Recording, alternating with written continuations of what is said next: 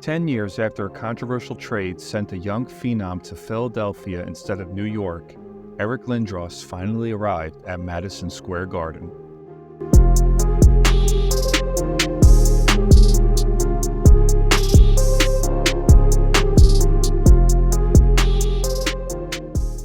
Eric Lindros' exit from the Philadelphia Flyers franchise was filled with as much controversy as his arrival. Already having laid the groundwork on a Hall of Fame career as one of the most dominant forces in hockey of the 1990s, Eric Lindros was now in a bitter feud with another Flyers icon, general manager Bobby Clarke. In the summer of 2000, to avoid Eric Lindros becoming an unrestricted free agent, the Flyers extended a qualifying offer of $8.5 million, which Lindros declined. Bobby Clarke and Eric Lindros' relationship had corroded publicly for some time, with Lindros and his family questioning the treatment of his various injuries over the years, including devastating concussions. And although doctors had given Lindros a clean bill of health to continue his hockey career, it would not be in the orange and black for Bobby Clarke. With two very strong and stubborn personalities pulling at opposite ends in a toxic tug-of-war, Eric Lindros would sit out the entire 2000 season waiting for a trade, specifically to the Maple Leafs. A resolution did not come until the summer of 2001. After months of trade talks fell apart with Toronto, Lindros would have to accept another destination. And nearly 10 years after missing out on arguably the most hyped prospect in NHL history, the E-train rolled all the way to Madison Square Garden. In the package, the Flyers received Jan Hlavich, Kim Janssen, Pavel Bure, and a 2003 third-round draft pick. Regardless of all the off-ice drama and legitimate health concerns, on the ice, in a pure team-building need, Eric Lindros filled a role that the Rangers had severely lacked in their now 3-year postseason drought. Wayne Gretzky tried to pick up the pieces in Mark Messier's departure, but the Great One was well beyond the point of carrying less than ideal line mates. Peter Nedved did an admirable job since joining the Blue Shirts, forming his own productive check line with Radek Dvorak and the exiting Jan Hlavich. But Nedved was always better suited as a secondary scoring option, and even with Mark Messier's return, he was now in his 40s. Eric Lindros was that legitimate number one center, and although it seemed he had been a fixture in the league for 15 years, he was still only 28 years old. And in his previous 2 seasons, although they were 2 and 3 years ago at this point, he scored 59 points in 55 games, and a 40-goal, 93-point campaign in only 71 games.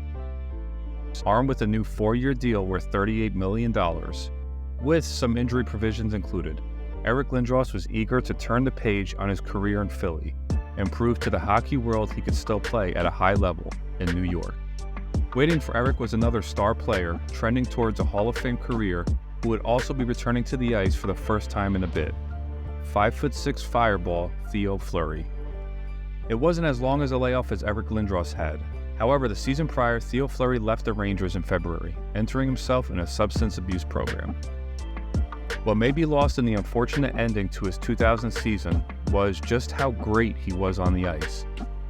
Playing good enough for Hart Trophy considerations before entering rehab, Theo Fleury at the time was 4th in league scoring with 74 points in 62 games, and even started hot enough to lead the league in points up until early January. One could see why Blue Shirt fans were excited at the prospect of a Theo Fleury-Eric Lindros pairing on their top line. Without a doubt, both carried their own high risks, but both also possessed extremely high upsides. On the other wing, head coach Ron Lowe tapped 24-year-old Mike York to round out the unit. Mike York had a tremendous rookie season, finishing 3rd in Calder voting. However, he took a step back his sophomore season.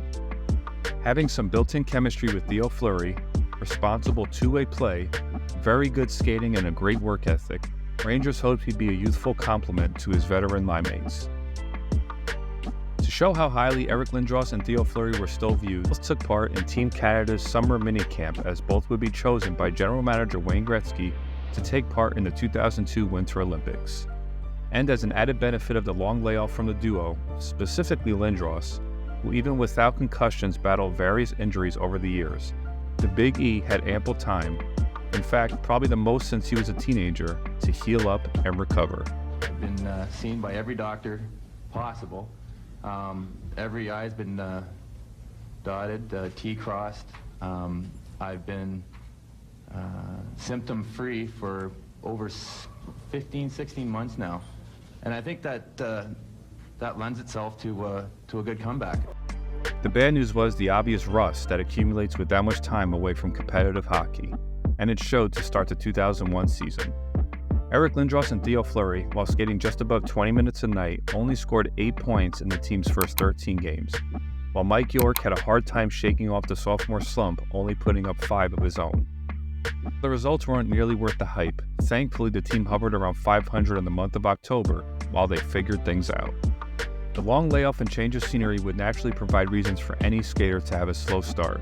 Another possibility was a type of players flanking centerman Eric Lindros.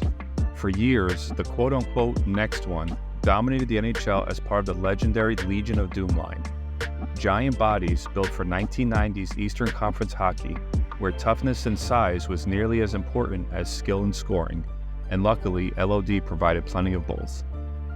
Now Eric Lindros had 2 small, speedy wingers, one 5'6" and the other 5'10". And while Eric Lindros was a fine skater for his size, he was still nearly 245 pounds. Some adjustments and a feeling out phase would be needed. But as the season progressed and the calendar hit November, the newly formed first line really started to click. Starting the new month with the loss to the Hurricanes, the trio combined for 4 points, and the following night carried that momentum in a win for a combined 6 points. And as the line continued to gel, the Rangers would rack up the wins, and the National Hockey League started to take notice. The Fly line was officially born. The New York Rangers' new top line was electric, breathing life into the franchise and giving MSG the best scoring since the Gretzky-Messier reunion in 1997, which ironically got derailed in the playoffs by the E-Train and the Legion of Doom. The first line in New York City suddenly became must-see TV. The intimidating meanness and size, yet soft hands and deadly snapshot of Eric Lindros. The limitless offensive creativity, coated in a fiery combative exterior of Theo Fleury, and Mike York's heart and soul motor and untapped scoring. The entire fly line would go on an absolute tear the next few weeks, amazingly finishing 1, 2, and 3 in league scoring for the month of November. Rangers fans were buzzing, and the fly line was the hottest trio in hockey, as the Blue Shirts would go on to win 8 out of the next 9 games, and give Ranger fans hope that their new look offense could get them back to the postseason. A highlight of the great November run, where the Rangers would go 9-4-1, Eric Lindros faced off against his former team, the Flyers, in a much-anticipated bout, scoring a goal in a 4-2 win in a playoff atmosphere.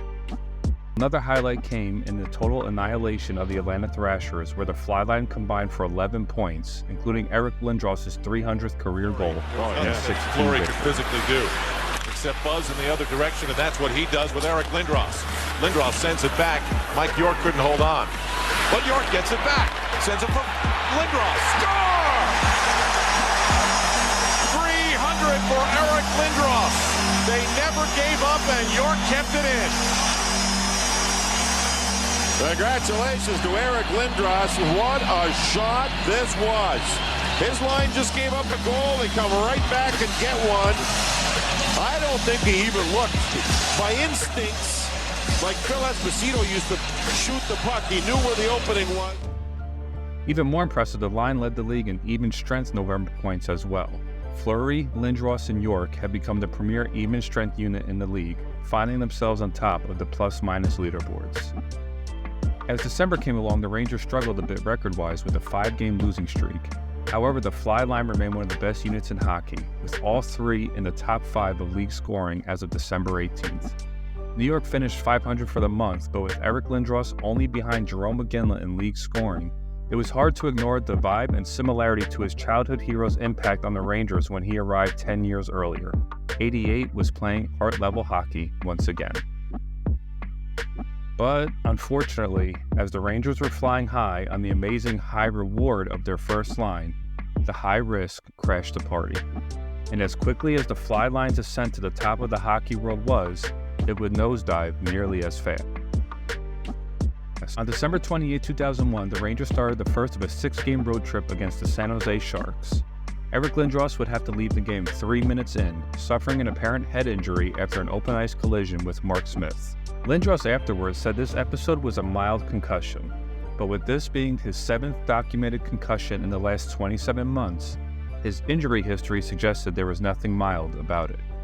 Theo Fleury would be thrown out of the game in an attempt to injure Mark Smith and also tangle with the team's mascot afterwards, which highlighted another issue that had been brewing but not focused on completely in the Rangers' success: Theo Fleury's erratic behavior. As the San Jose game marked the 40th of the season for Theo Fleury, he impressively had 39 points, but also a staggering 121 penalty minutes, second in the entire NHL. And while we knew of his personal demons at the time, we learned later from his book just how much Fleury was struggling with his sobriety and the big city lifestyle at this time. But while the Rangers were winning and the fly line was soaring, it wasn't that big of a deal. But once the scoring stopped, how would it all function? We were about to find out, as Eric Lindros had missed the next 4 games with his first concussion as a New York Ranger. The Rangers went 1-3 in those games, and even with Eric Lindros returning to the lineup on January 5th, he was noticeably tentative and less engaged physically and not as productive offensively. And while skating 22 minutes a night, Lindros went pointless and the Rangers went winless in the next 6 contests. Theo Fleury and Mike York didn't fare any better. Eric Lindros' concussion in San Jose to his subsequent slump after coming back, the flanks combined for just 2 goals in that 10-game span. At the time of the Sharks game, the Rangers had a record of 21-14-3, with one of the most potent offenses in the league thanks to their top line. And in the blink of an eye, their record regressed to 22-24-4, and the fly line was unrecognizable. The curtain seemed like they were closing on the season in Broadway. However, there was a glimmer of hope that they could snap out of their funk in a 3-game stretch in late January when the Rangers exploded for 19 goals. Ron Lowe decided it was time to split the fly line, putting Fleury with Radek Dvorak and Peter Nedved, and Eric Lindros with Mike York and journeyman Jeff Toms. Starting on the weekend of back-to-back games, the Rangers beat the rival New York Islanders in a physical battle where Theo Fleury scored 2 goals, including the game winner. And the following night, Mike York led the way with 5 points, including the game-winning goal. But just as it seemed the season was getting back on track, New York would lose the next 3 games, just treading water instead of building momentum, a problem they would encounter the rest of the season. And while the NHL took 2 weeks off for the Winter Olympics, the fly line was hard at work representing their countries. Mike York earned a much-deserved invite and joined teammates Mike Richter and Brian Leach on Team USA, winning the silver medal, while Theo Fleury and Eric Lindros captured gold for Team Canada. After the Olympic break, the fly line reunited and remained somewhat productive, including Eric Lindros scoring a hat-trick against the Flyers in a 6-5 victory. However, the team could not string together 2 wins as the trade deadline loomed. Sitting 9th place in the Eastern Conference and a point behind the 8th seed Montreal Canadiens, Glenn Sather made a decision to go for it. And boy did he ever, pulling off an absolute blockbuster of a trade the day before the deadline, acquiring superstar sniper Pavel Bure from the Florida Panthers. Many hockey analysts were shocked at the relatively low price Sather paid for one of the most prolific scorers in hockey history, and specifically that Mike York did not have to be included in the package. Would Ron Lowe keep the fly line together and use Bure to possibly boost a second unit with Peter Nedved? Maybe stack the top line entirely? We wouldn't have to wait long to find out, as the next day just before 3 o'clock we got our answer, as Glenn Sather made another massive trade, sending fan favorite Mike York to the Edmonton Oilers for defenseman Tom Poti, officially grounding the fly line for good. The story of the fly line was the ultimate gamble on 2 great players with great risks. One who would end up in the Hall of Fame, and another who I could argue belongs there. But sadly, Theo Fleury and Eric Lindros were also ticking time bombs, not only for the Rangers' season, but their own careers. The Sharks game was a definite turning point. With 47 points, the Blue Shirts were the 7th best team in hockey, and then the freefall that followed once the fly line could no longer carry the scoring. The Rangers lacked the offensive depth and were awful defensively, to the tune of the 2nd worst goals against in hockey. If anyone couldn't survive their first line slumping, it was the 2001-2002 New York Rangers. Regardless of its briefness, the fly line was absolutely electric when right, and one of the more memorable lines in the metropolitan area of the last 30 years. The entire fly line finished top 3 in Rangers scoring. Mike York had an awesome season for the Rangers. with a career-high 57 points in the 69 games played with New York before the trade. Skating in a career-high 20 minutes and 24 seconds, he'd also have the most shots on goal of his career with 188, getting that total up to 218 with his 12 games in Edmonton. To Theo Fleury's credit, he played in all 82 games on the year. Pretty amazing he didn't get suspended at all. And from reading his book on his off-ice struggles with alcohol and drug abuse, it's amazing he found a way to play 8 games, forget about all 82.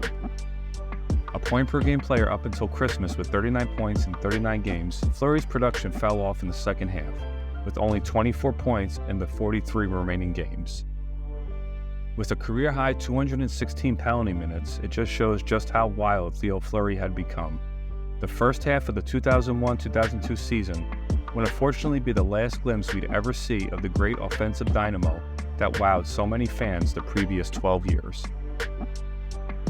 As for Eric Lindros, he had some unfinished business to attend to, trying to push the New York Rangers into the postseason, and he'd have a new line mate to help.